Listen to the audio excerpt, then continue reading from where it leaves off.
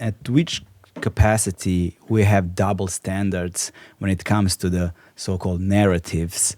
When we talk about countries which are the part of the, which are the UN members, for example, when we talk about aggression, what is the or the wars? What is the difference in the narratives when they talk about Russia and when they talk about Israel? Or, for example, what is the difference in narrative when they talk about Sudan and Palestine?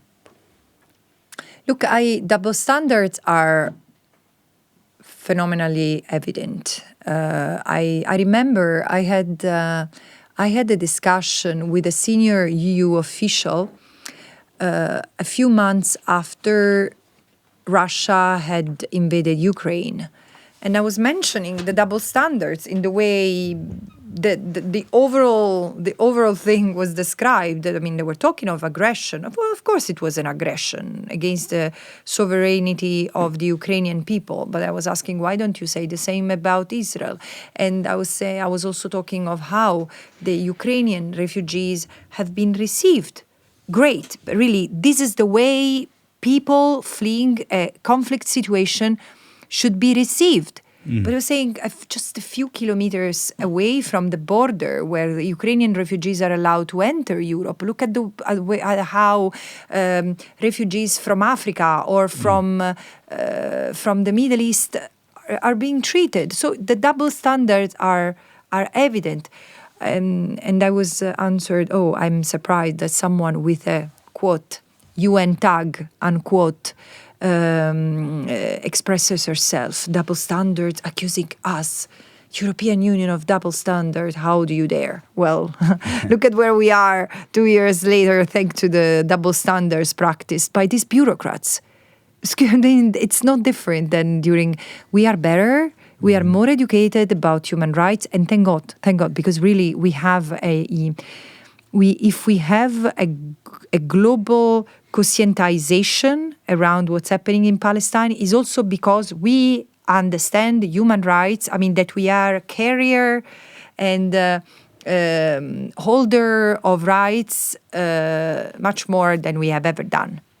However, I think that the European Union has unfortunately proven to be nothing more and nothing less than the legacy of the colonial bureaucracy that has practiced double standard because of its racism, its inner Orientalism for centuries.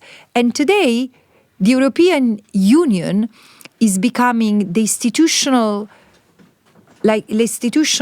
fig leaf to violate international law and so to practice double standards without being held accountable. Because, you have European countries saying, we cannot take a decision on our own because we depend on the European Union. We cannot cut ties with Israel because of the European Union, and we cannot impose the sanctions because of the European Union. No, because you, as a state, you have entered contractual obligations when you signed all these fantastic treaties, the Convention on Civil and Political Rights, the Genocid Convention, the Economic, Social and Cultural Rights Convention. So no, you have obligations. And there is something called law of state responsibility. So if you aid and assist a state that is committing international wrongdoings, you pay as a state. But this is fantasy today, because who's going to hold whom accountable? But citizens can.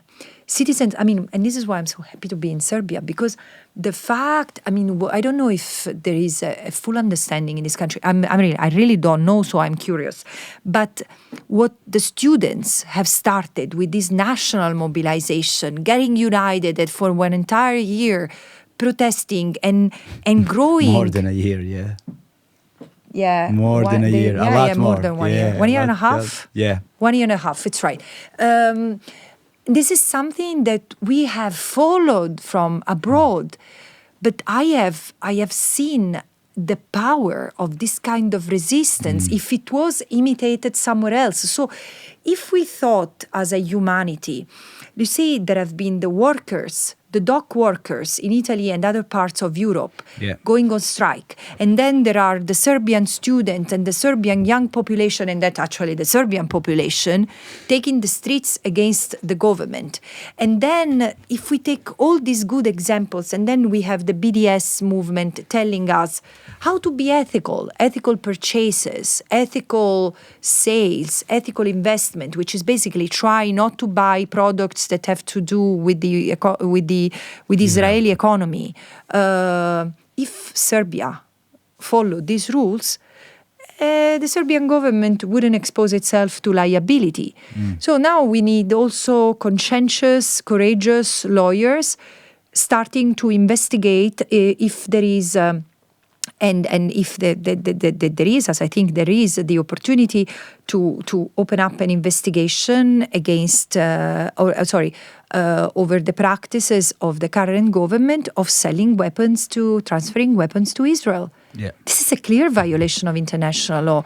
I mean, the fact that you have the president saying, we are transferring weapons and we will continue to transfer weapons. This is such an admission of responsibility. It doesn't matter that he misqualifies international law because he says this is not, if I understand correctly, he said that there is no conclusion that, a conclusive assessment that Israel is committing genocide. It doesn't matter. Serbia should know better, because in Bosnia versus Serbia, if there is one thing is certain, is that International Court of Justice recognized an obligation to prevent that kicks in the moment a state is alerted that there is a risk of genocide.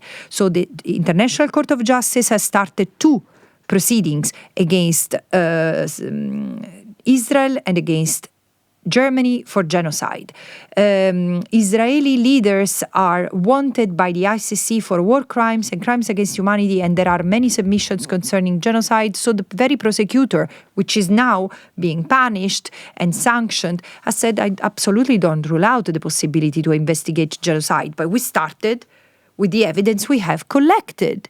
And then we have a commission of inquiry documenting for 2 years the genocide and saying it's genocide. We have Israeli organizations, B'Tselem, saying in Hebrew, this is our genocide. Yeah. What else does the president of Serbia need to understand that he's risking himself and also to bring this upon the Serbian people? The Serbian people, I'm sorry, it pains me to remember the Serbian people that there is already a genocide that has been committed by this country, or for which this country was involved through the Srpska Republic. So it's time to show that we can be better than in the past.